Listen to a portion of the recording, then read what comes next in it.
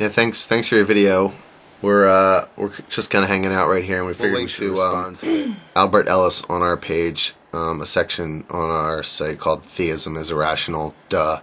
And Albert Ellis is one of the most important psychologists of our time who helped develop our EBT, rational emotive behavior therapy, which is a form of therapy that almost all psychologists in the world use today.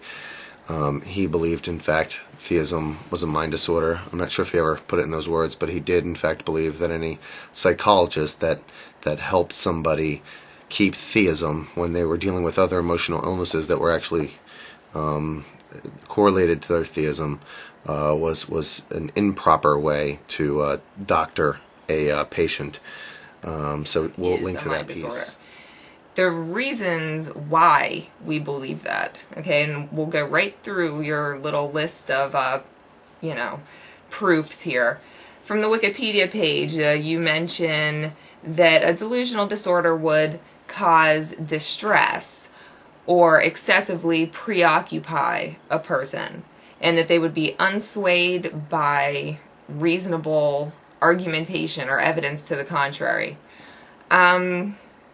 Please explain to me how that does not perfectly fit a religious person. That their belief causes them distress because they're constantly feeling the need to please this God and worrying about what thoughts are going through their head or what kind of actions they've done, and thinking that they're some kind of vile, disgusting creature who needs salvation from this all-powerful God. That seems to be pretty distressing to me, and it is actually distressing to many people. And preoccupied by their belief, most certainly for most Christians, like, they would describe to you the fact that their belief is their life. You know, how many of them, they live for Jesus. You know, the only reason to exist is God. That seems to be excessively preoccupied to me.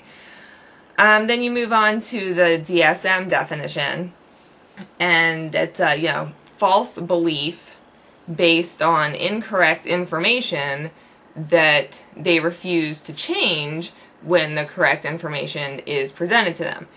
And again, same situation. Belief in God is a false belief based on incorrect information that has been fed to you through your society, or because you don't know enough about science or whatever. And when you present the information to them that counters that belief, they don't hear you. So I think that we're pretty much meeting the criteria there. It sounds like the only thing that's really different is this word bizarre that she used. And bizarre seemed to mean to her rare. You know, like she was saying, if it's not like Smurfs in my stomach was bizarre, but not God belief. But I think that God belief is bizarre. You're just using this word rare, I guess, or this kind of looking at it as being rare. I don't think that means anything. I mean, if you look at the DSM, for example, the DSM used to list homosexuality as being a disorder, and it no longer does. And what we're proposing is that at some point the DSM will list theism as a disorder. And even if it's not rare, you know, and I think that's really the point that we're at today in the world when we have these conversations with theists all the time. We always present all sorts of evidence that shows them that their beliefs are flawed, and yet they don't change their opinion of the situation. That is representative exactly of the definition of disorder that you gave. Yeah, in particular, if you look up Grandiose Delusional Disorder, which specifically addresses the belief that you have some kind of special relationship with a higher power. Hello? Religion? Anybody? Anybody? Yes, does that make sense to you? And admittedly, it can be much worse in certain people. Like she talked about, like Dina Schlosser, and then your average theist. And in fact, Albert Ellis, and I'll concede this right now so that it doesn't have to be a charge back. But, Albert Ellis, the man who we referred to earlier, who I think would list theism as a mind disorder if he could, he also said that in some cases he admits that theism can make somebody better. But that doesn't make it right. I think that we can all agree that in most cases it doesn't. Even if we can't agree on that, in a lot of cases it doesn't. And it shouldn't be something that on all cases people would be okay with being wrong about. They are wrong about their decision making in reference to a God, and you shouldn't be okay with that. You know, even if it's not a disorder, you shouldn't be okay with being wrong. And there are plenty of people out there that can show that all of the arguments for God are flawed. And so, starting tomorrow, what do you say, folks? We just all give it up? I don't know. Let's do it, huh? Tomorrow can be the last day that this planet has to live with this silly, old, archaic belief system. Tomorrow. Let's get it on the front page of every newspaper in the world. It's over.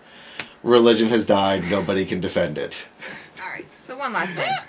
You mentioned that religious belief is given a little bit of an exemption on the Wikipedia page, which may be true. But the thing you have to understand is that psychology is a study that's based on societal norms.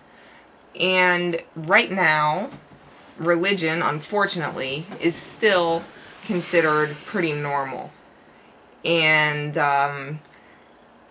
just like Brian mentioned earlier with the homosexuality thing. Homosexuality at one point was not considered normal and therefore was a disorder, and now it's normal and it's not anymore.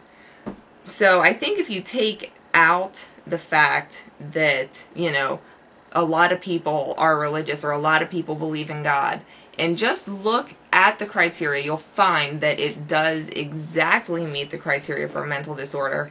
And I would not doubt at all that someday it'll be listed in there right next to all the rest of them. The belief in a God who interacts with you and gives a shit what you do is a disorder. Yeah, just look up Grandiose Delusional Disorder in Google, and you can add like the word deity to that search, and you'll find a disorder that talks about, like Kelly said, somebody who believes that they have a special relationship with a God, and that would be pretty much everybody who you've ever heard say something like, you know, I love Jesus, I talk to Jesus, anything like that. It's all grandiose delusional disorder. So until next time, stay rational. Check us out at rationalresponders.com, and also rationalresponders.com/Kent Hovind, so you can start downloading all of the Kent Hovind videos you want, and we can come up with a repository for information about what's going on with Operation Spread Eagle. And we'll talk to you guys soon. Thanks for the video.